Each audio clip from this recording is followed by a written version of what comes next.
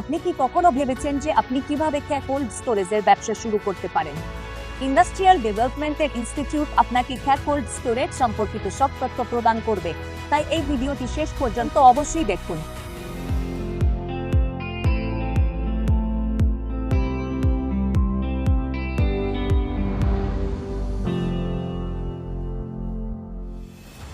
Cold স্টোরেজের জন্য সরকার 50% পর্যন্ত সাবসিডি প্রদান করছে। প্রথমে জেনে নেওয়া যাক কোল্ড স্টোরেজ কি। অর্থাৎ কন্ট্রোলড অ্যাটমসফিয়ার কোল্ড স্টোরেজ এমন একটি স্টোরেজ যেখানে শুধু তাপমাত্রা নয়, বাতাসের মান এবং গ্যাসের মাত্রাকেও নিয়ন্ত্রণ করা হয়। সাধারণ কোল্ড স্টোরেজে কেবল তাপমাত্রা ঠান্ডা রাখা হয়, অথচ কোল্ড স্টোরেজে পরিবেশকেও বিশেষ উপায়ে নিয়ন্ত্রণ করা হয়।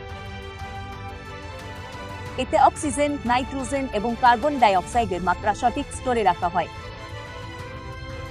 এর ফলে ফল এবং সবজির নষ্ট হওয়া এবং পাতা স্লো হয়ে যায়। এর ফলে তাদের শেলফ জীবন বাড়ে এবং তারা দীর্ঘকাল তাজা থাকে। স্টোরেজ বিশেষ করে সেই সব ফল এবং সবজির জন্য ব্যবহার করা হয় যা দীর্ঘ সময় ধরে স্টোর করা প্রয়োজন, যেমন আপেল, আঙ্গুর, স্পোটা, আনারস, আলু, পেঁয়াজ ইত্যাদি।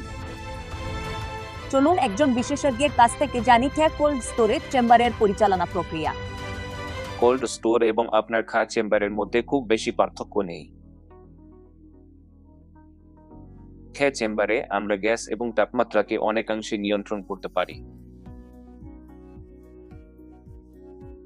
যেখানে সাধারণ কোল্ড স্টোরেজ শুধু তাপমাত্রা ব্যবস্থাপনা করে, সেখানে গ্যাসের রচনাকে কন্ট্রোল করা হয় না। পোস্ট হারভেস্ট ম্যানেজমেন্ট হচ্ছে এমন একটি প্রক্রিয়া যেখানে ফসল কাটার পর তাকে সংরক্ষণ করার এবং বাজারে নিয়ে যাওয়ার জন্য যথাযথ প্রশাসনিক ব্যবস্থা গ্রহণ করা হয়, যাতে সেরা দাম পাওয়া যায়।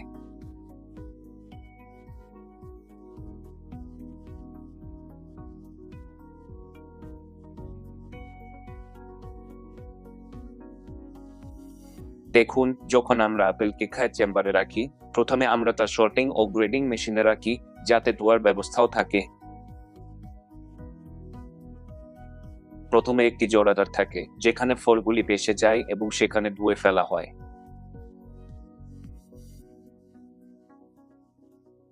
জলাধারে কিছু ব্রাশ লাগানো থাকে যাতে কোনো পাতা বা ময়লা জমা না হয়। এগুলি ময়লা পরিষ্কার করে এবং তারপর ফলগুলিকে কনভেয়র বেল্টের মাধ্যমে পরবর্তী ধাপে প্রেরণ করে। এরপর ফলগুলি একটি কনভেয়র সিস্টেমে চলে যায়, যেখানে সাইজ অনুযায়ী একটি কম্পিউটারাইজড মেশিন দ্বারা সর্টিং এবং গ্রেডিং করা হয়।